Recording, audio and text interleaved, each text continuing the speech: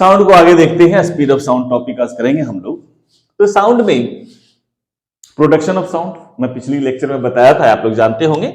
Suppose कोई आपका source of sound है, the easiest source of sound is tuning fork. जब हम प्रोंग को डिस्प्लेस करते हैं, प्लग करते हैं, तो इनिशियली प्रोंग मेन पोजीशन पे यहां पे था, राइट। यहां से यहां एक प्रोंग एसएचएम करेगा, वैसे ही ए प्रोंग भी करेगा, जो भी है। एक प्रोंग के केस में करें तो यहां से यहां जाएगा तो कंप्रेशन होगा। कंप्रेशन मींस एयर का डेंसिटी बढ़ जाएगा, मॉलिक्यूल का एयर मॉलिक्यूल है, वाइब्रेटिंग मॉलिक्यूल, उसका डेंसिटी बढ़ जाएगा। So there will be compression. यहां से यहां तक गया, that is your compression, right. फिर यहां से यहां आएगा, प्रोंग इस तरह से गया, ऐसे आएगा तो डेंसिटी घट जाएगा, that will be your rarefaction, right. Once again in opposite direction, this will be compression and this will be your rarefaction. One oscillation is what?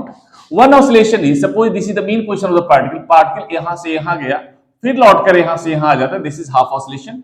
In opposite direction, यहां से यहां गया, फिर लौट कर यहां आ गया, that is one complete oscillation. यहां से यहां तक सिर्फ जाना क्वार्टर ऑसिलेशन है। मींस एक वेव मींस यहां से यहां जाना, यहां से यहां आना, यहां से यहां जाना, यहां से यहां आना, वन कंप्लीट ऑसिलेशन। सो यहां से यहां तक जाना कंप्रेशन का हाफ ऑसिलेशन हुआ, यहां से यहां ना कंप्रेशन का हाफ ऑसिलेशन हुआ, तो इसको कंप्लीट ऑसिलेशन आप मान सकते हैं। Clear? Sorry, complete half oscillation मान सकते हैं। वैसे रेयर फैक्शन का यहां क्वार्टर ऑसिलेशन, यहां क्वार्टर ऑसिलेशन, तो half complete oscillation rarefaction का होगा, and so on. This means and so on. तो ऐसा होगा कि हाफ वेवलेंथ, एक कंप्लीट वेव यहां से यहां तक हुआ, हाफ वेव यहां से यहां तक half wave, right. And this is your lambda by 2, this is lambda by 2। Means compression का जो डिस्टेंस होगा वो हाफ वेवलेंथ के बराबर होगा एक ऑसिलेशन में, और हाफ वेवलेंथ आपका रेयर फैक्शन का होगा। क्लियर? अंडरस्टूड है? इस केस में जब प्रोंग है मीन पोजीशन से इस तरह से आएगा तो कंप्रेस करेगा इस तरह से, तो कहेंगे यहां पे मैक्सिमम प्रेशर होगा, राइट। फिर आएगा इस डायरेक्शन तो मिनिमम प्रेशर होगा, एंड सो ऑन। फिर अपोजिट डायरेक्शन में मैक्सिमम प्रेशर होगा। क्लियर? तो इस केस में अगर एटमॉस्फेरिक प्रेशर है, PA is basically this is your atmospheric pressure, atmospheric pressure and PO is that is your outside pressure, outside pressure, right. कुछ भी हो सकता है मीडियम के अकॉर्डिंग। तो सपोज एटमॉस्फेरिक प्रेशर में यहां पे है, तो यहां पे पीए प्लस, जब कंप्रेस करेगा तो पीए प्लस पी नॉट हो जाएगा। फिर यहां से आएगा तो क्या होगा, प्रेशर घट जाएगा। याद रखिए, जब प्रेशर चेंज होगा तो डेंसिटी भी चेंज करेगा। कंप्रेशन और रेयरफैक्शन क्या है?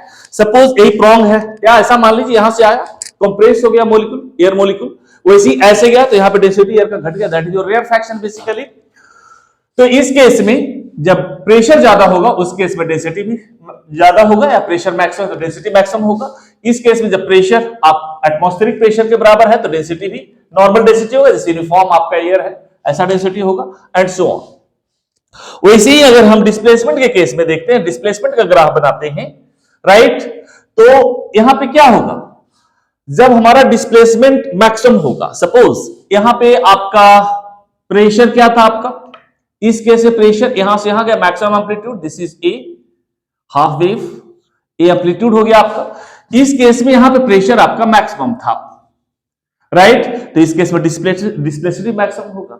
मींस जिस समय प्रेशर मैक्सिमम होता है उस समय डिस्प्लेसमेंट जीरो होगा, राइट। और जिस समय डिस्प्लेसमेंट जीरो होगा उस समय प्रेशर मैक्सिमम होगा। क्लियर ना? तो यहां पे क्या है, डिस्प्लेसमेंट मैक्सिमम है, you know. Compression rarefaction is maximum at mean position. Compression और रेयर फैक्शन मीन पोजीशन पे ज्यादा होगा तो वेलोसिटी भी मीन पोजीशन पे ज्यादा होगा, चेंज मोमेंटम ज्यादा होगा तो फोर्स ज्यादा होगा तो प्रेशर ज्यादा होगा। क्लियर ना? इस केस में यहां अगर कंसीडर करें तो डिस्प्लेसमेंट मैक्सिमम है, यहां डिस्प्लेसमेंट जब मैक्सिमम होगा तो प्रेशर आपका मिनिमम होगा, जो एटमॉस्फेरिक प्रेशर के बराबर होगा। जानते हैं आप लोग, दिस इज एम्पलीट्यूड ए। तो कह सकते हैं दोनों के बीच जो फेज डिफरेंस है दैट इज पाई बाय 2। तो कह सकते हैं pressure and displacement are at phase difference pi by 2। Clear हो गया होगा? Now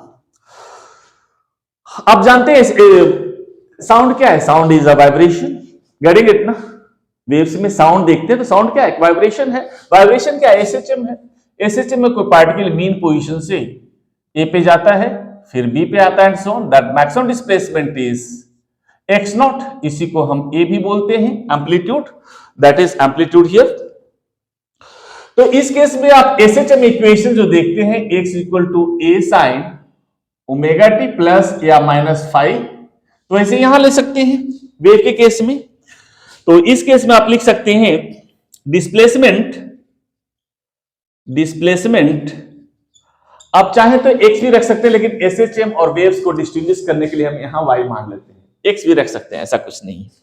displacement y is equal to a sine omega t plus minus 5। y a की जगह पे y नॉट भी रख सकते हैं, x नॉट रख सकते हैं, कुछ भी रख सकते हैं आप, ऐसा लिख सकते हैं। और आप जानते हैं कोई वेव में, सपोज आपका कोई वेव है, this is complete wave, complete oscillation, further आगे ऑसिलेट कर सकता है। This is zero displacement, this is maximum displacement, this is zero displacement, this is maximum displacement, this is zero displacement, this is complete wavelength lambda. तो आप कह सकते हैं zero distance पे घड़ी कितना डिस्प्लेसमेंट जीरो है, यहां पे कितना हो गया जीरो है, ये आपका फेज डिफरेंस अगर ले तो पाई बाई टू, ये आपका पाई 3/π/2, दिस इज 2π। तो कह सकते हैं 2π फेज पे डिस्टेंस कितना है लैम्डा, राइट। सपोज कोई पार्टिकल पॉइंट पी पे है, कोई पार्टिकल पॉइंट पी पे नहीं, कोई पार्टिकल पॉइंट पी पे यहां है, तो x डिस्टेंस मान सकते हैं।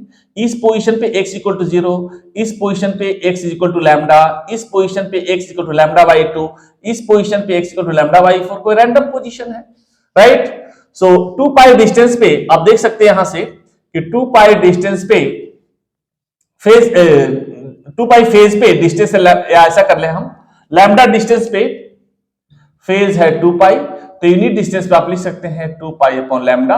तो कोई भी x distance equal to 2π x upon lambda, यही आपका 5 हो जाएगा। क्लियर, x कहीं भी हो सकता है, यहां पे रखें तो x 0, यहां पे रखें तो x इक्वल टू λ/2, यहां रखें तो x equal to lambda and so on. तो यहां लिख सकते हैं y is equal to a sine omega t plus minus 2πx upon lambda, इस तरह से भी लिख सकते हैं। आप एक चीज और लिख सकते हैं, ये तो डिस्प्लेसमेंट के टर्म में हुआ, अगर हम प्रेशर के टर्म में लिखें,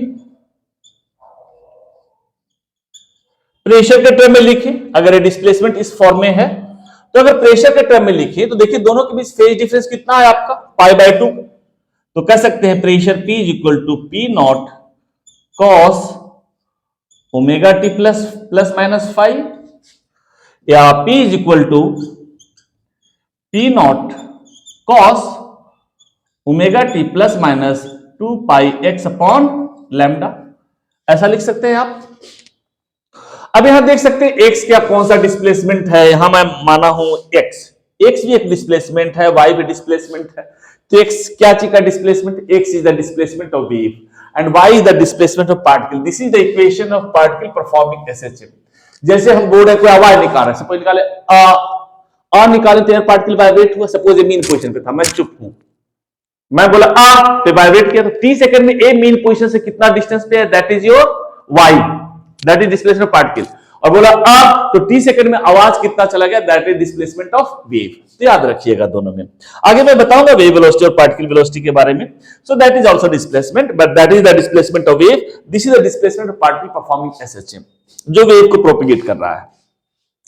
ऐसा लिख सकते हैं, इसको चाहे तो साइन के फॉर्म में भी लिख सकते हैं आप, P is equal to P naught sine omega t plus 5, यहां से अगर लें, इस इक्वेशन से अगर हम देखें तो omega t plus 5 plus minus 5 plus π/2 कर सकते हैं, अगर साइन के फॉर्म में लिखना चाहें तो π/2 इस फॉर्म में लिख सकते हैं, वैसे ये दोनों काफी है। इसमें अगर हम लेते हैं साइन तो इसमें हम ले लेंगे कॉस, आप साइन के फॉर्म में लिख सकते हैं, this sine π/2 plus theta is equal to cos theta होता ही है, इस फॉर्म में भी आप इसे लिख सकते हैं। फर्दर अगर आप देखना चाहें तो इस इक्वेशन को देखते हैं, वैसे ही हम प्रेशर के साथ करेंगे, ठीक है, बस वहां साइन फंक्शन है तो यहां कोसाइन हो जाएगा। y इज इक्वल टू आपने देखा a sine omega t plus minus 2πx upon lambda, right. इसको फर्दर आप इस तरह से कर सकते हैं, y is equal to a sine 2π into nt plus minus x upon lambda, ऐसा भी लिख सकते हैं। Omega is equal to 2πn आप जानते हैं, क्लियर। तो इस equation, suppose this equation number first, then this will be your equation number second. Further आप लिखना चाहें तो इसको y is equal to a sin 2 pi into t upon capital T plus minus x upon lambda, that is equation number third. आप जानते हैं frequency equal to 1 upon time period. आप further इसे लिखना चाहें तो y is equal to a sin 2 pi upon lambda into v t plus minus x, इस form में लिख सकते हैं। This is equation number 4। अगर यहां से देखें, इस इक्वेशन से अगर आप देखें तो ओमेगा इज, यहां से ओमेगा इज 2 पाई एन था, तो यहां से कर दीजिए, इस इक्वेशन से कर दीजिए। आप जानते हैं v is equal to n lambda, तो n is equal to v upon lambda put करें, तो n is equal to v upon lambda put करें तो लैम्डा बाहर जाए तो vt प्लस माइनस एक्स। सारा इक्वेशन एक ही जैसा है, एक ही से डिराइव्ड है। इसका देखते हैं कि अक्सर ज्यादा यूज होता है, अदरवाइज कोई भी कर सकते हैं। ये डिस्प्लेसमेंट के साथ है, ऐसे ही आप प्रेशर के साथ इक्वेशन सारा लिख सकते हैं। वैसे ही आप डेंसिटी के साथ भी लिख सकते हैं। एक चीज और मैं छूट गया थोड़ा सा, फॉर डेंसिटी यहां लिख देता हूं मैं, फॉर डेंसिटी जहां प्रेशर ज्यादा होगा, डेंसिटी देखिए प्रेशर पी नॉट था तो डेंसिटी रो नॉट था आपका, जो भी है। तो डेंसिटी के लिए आप लिखना चाहें तो rho is equal to rho naught cos omega t plus 5, ऐसा लिख सकते हैं। याद रखिएगा पी और रो एक ही जैसा लग रहा है। ए है डेंसिटी, ए है डेंसिटी के लिए, क्लियर ना। अगर इस इक्वेशन को हम डिफरेंशिएट करते हैं तो dy अपॉन dt, अगर t के रेस्पेक्ट में डिफरेंशिएट करें तो आ जाएगा 2 pi a b upon lambda cos 2 pi upon lambda into v t plus minus x. Sine का कॉस होगा डिफरेंशिएशन, क्लियर। अगर x के रेस्पेक्ट में अगर डिफरेंशिएट करते हैं तो dy upon d x is equal to 2 pi a upon lambda cos 2 pi upon lambda into v t plus minus x, कुछ इस तरह से होगा। अब देखिए दोनों में डिफरेंस सिर्फ v का है, तो आप लिख सकते हैं dy upon d t is equal to v times dy upon dx। तो आपका जो इक्वेशन हुआ dy अपॉन dt को हम बोलते हैं particle velocity, and v is your wave velocity, and dy upon dx is called strain. Strain का मतलब कंप्रेशन और रेयर फैक्शन। देखिए dy अपॉन dx डिस्प्लेसमेंट को वेव के डिस्प्लेसमेंट के टर्म में कंप्रेस करें तो वेव किस तरह से प्रोपगेट करेगा उस केस में। तो dy अपॉन dt आपका पार्टिकल वेलोसिटी है, v आपका वेव वेलोसिटी है, dy अपॉन dx आपका स्ट्रेन है। स्ट्रेन मींस कंप्रेशन और रेयर फैक्शन। इसका मीनिंग क्या करता है, जैसे आप देखते हैं y इज डिस्प्लेसमेंट, यहां से देखें, अगर यहां से देखें, यहां है ये सारा y is displacement, x is displacement, dy upon dt is velocity, v is velocity. तो एक dy अपॉन dt कौन सा वेलोसिटी है, v कौन सा वेलोसिटी है, y कौन सा डिस्प्लेसमेंट है, x कौन सा डिस्प्लेसमेंट है। तो मैं बताया कि पार्टिकल का इक्वेशन, एक पार्टिकल का इक्वेशन है, एसएचएम इक्वेशन एक पार्टिकल का इक्वेशन है। हम आवाज प्रोड्यूस कर रहे हैं तो जो एयर पार्टिकल वाइब्रेट कर रहा है, तो y is the displacement of air particle from mean position और x is the displacement of wave. t second में पार्टिकल मीन पोजीशन से कितना डिस्प्लेसमेंट पे है, that is your y, and t second में मैं आवाज निकाला तो कितना दूर चला गया, that is displacement of wave. वैसे ही dy upon dt is the velocity of a particle performing SHM and v is the velocity of wave। Clear, ये समझ में आ गया होगा। हम देखेंगे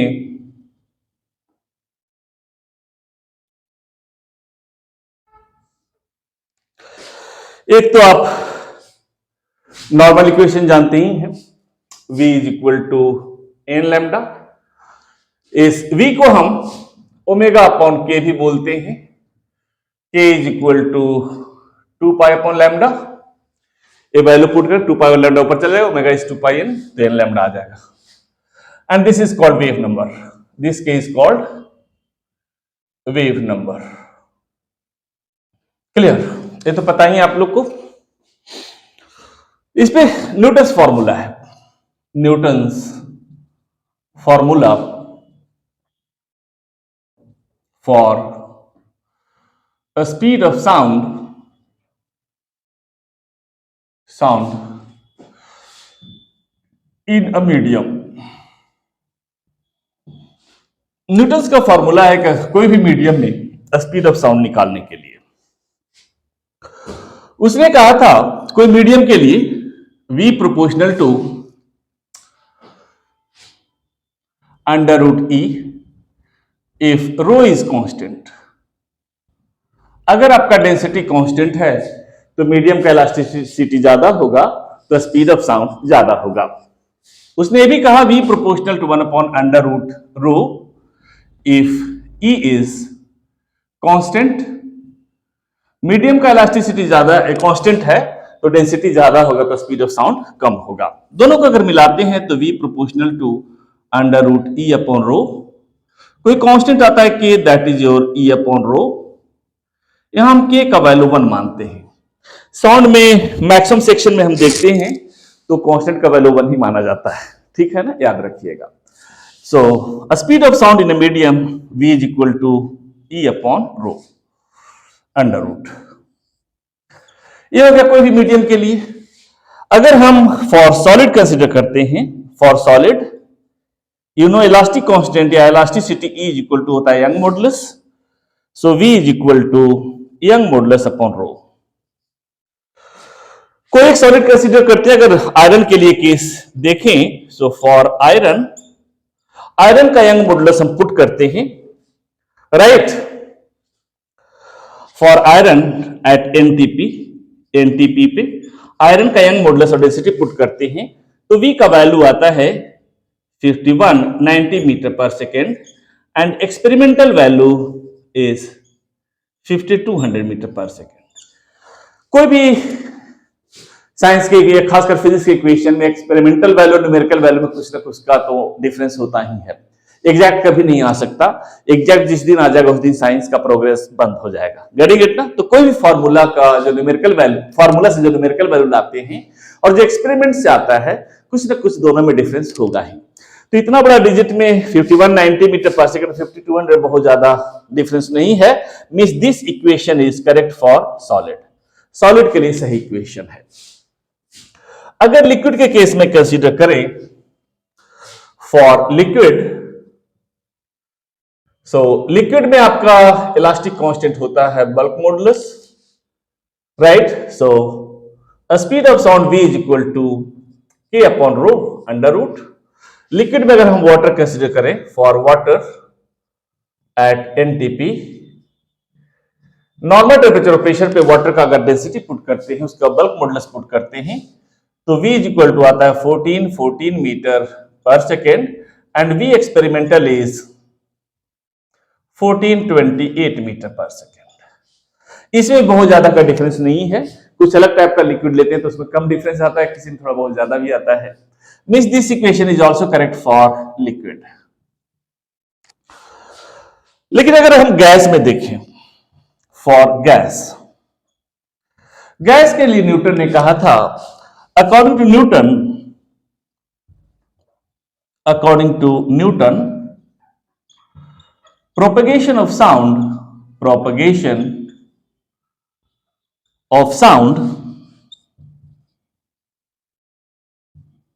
in a gas is an isothermal phenomenon।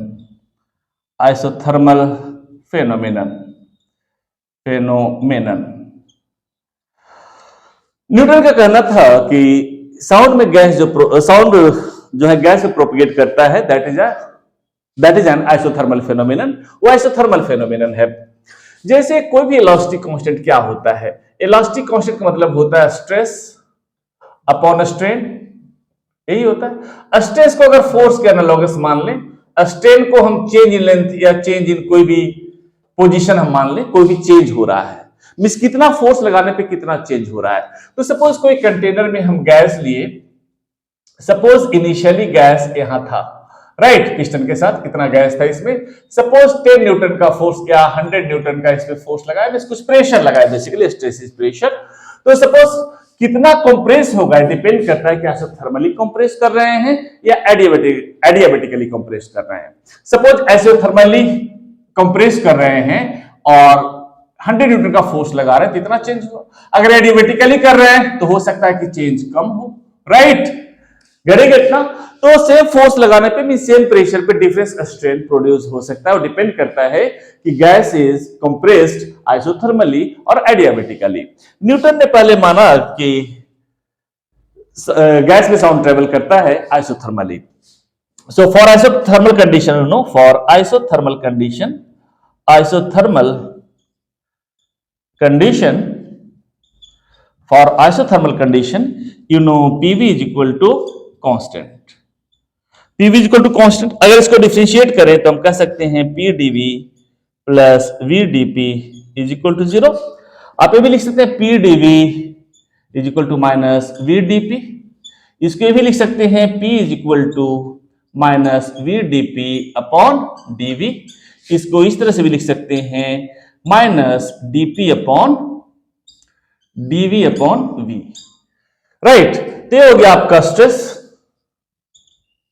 That is pressure, this is your volume strain, तो आप कह सकते हैं stress upon strain that is equal to bulk modulus. Negative indicates compression, एक कंप्रेशन का केस है तो कंप्रेशन में निगेटिव होगा। अगर रेयर फ्रैक्शन का केस कंसीडर करें तो उस केस में पॉजिटिव हो जाएगा। तो आप लिख सकते हैं V is equal to pressure upon rho under root, एक इक्वेशन हो गया। अगर एयर के लिए हम कंसीडर करते हैं, फॉर एयर एट एनटीपी पे एयर का प्रेशर और उसका डेंसिटी हम पुट करते हैं तो it comes under V is equal to 280 metre per second and experimental value is 332 metre per second. ये देखिए इतना छोटा डिजिट में मोर देन 50 का डिफरेंस है, और बाकी और भी गैस लेते हैं उसमें, और बाकी कोई दूसरा गैस लेते हैं तो उसमें और भी ज्यादा डिफरेंस आता है। तो इतना छोटा डिजिट में मोर देन 50 का डिफरेंस है, मींस गैस के लिए इक्वेशन सही नहीं हो सकता। लेकिन जब लैपलास जी नहीं आए थे उसके पहले तो हम लोग यही मानते थे कि साउंड का स्पीड गैस में 280 मीटर पर सेकेंड है। फिर इसको लैपलास ने आकर करेक्ट किया। सो लैपलास करेक्शन, इनका कहना था अकॉर्डिंग टू Laplace,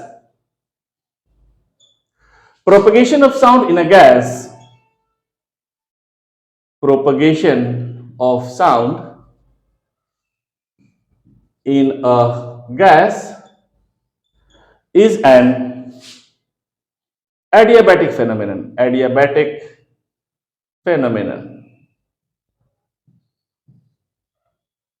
लैपलेस का कहना था कि गैस में साउंड प्रोपेगेट करता है adiabatically. So you know, for adiabatic condition PV gamma is equal to constant where gamma is Cp upon Cv. अगर इसको डिफरेंशिएट करें तो gamma P, first into differentiation of second, P into gamma V gamma minus 1 dV plus V gamma dP is equal to 0. अगर इसको वैसे ही ले जाएं तो गामा P इधर ले आए हम, V gamma minus 1 dV is equal to minus V gamma dP। तो आप ये भी कह सकते हैं gamma P is equal to minus V gamma dP divided by V gamma minus 1 dV। ये ऊपर जाएगा तो आपका गामा कैंसिल हो जाएगा, माइनस प्लस हो जाएगा, so that is equal to minus V dP divided by dV। Again you can write here dP upon dV upon V। Minus का मतलब अगेन यहां कंप्रेशन, अगर एक्सपेंशन होगा गैस का तो पॉजिटिव हो जाएगा, and that is equal to bulk modulus के, तो K अपॉन रो होता ही है इस केस में। तो अगर यहां वैल्यू पुट करें so V is equal to K का वैल्यू हो जाएगा आपका gamma P upon rho multiplied by under root, where gamma is the ratio of two specific heat Cp and Cv, कुछ ऐसा होगा। For air at NTP normal temperature और pressure पे air का गामा पुट करते हैं, प्रेशर पुट करते हैं, डेंसिटी पुट करते हैं, so V is equal to आता है 331.9 metre per second and experimental value is 332 metre per second. ये बहुत हद तक सही है। गेटिंग इट ना? मींस गैस के लिए हम इक्वेशन यूज करेंगे speed of sound a use नहीं करेंगे। अब पहले वही यूज होता था। क्लियर ना? तो आज हम लोग यहीं तक रखते हैं, बाकी नेक्स्ट क्लास में इस पे कुछ effect of pressure, density and so on इस पे कुछ करेंगे और फिर क्वेश्चंस करेंगे। आज यहीं तक।